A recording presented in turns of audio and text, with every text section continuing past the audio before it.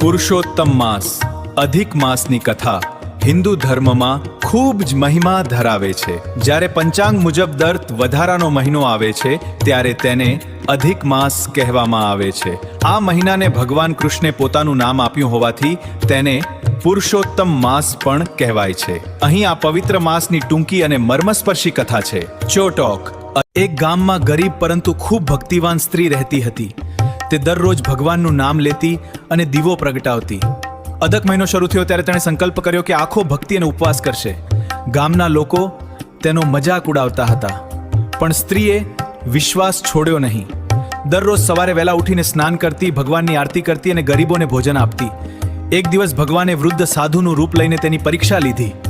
સાધુએ ભોજન માંગ્યું. થોડું જ અનાજ હતું, છતાં સ્ત્રીએ પ્રેમથી બધું ભોજન સાધુને આપી દીધું.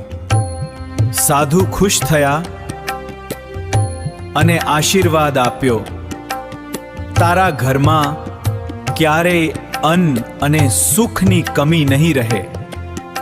થોડા જ દિવસોમાં તેના ઘરમાં સુખ, શાંતિ અને સમૃદ્ધિ આવી ગઈ. ત્યારથી લોકો માનવા.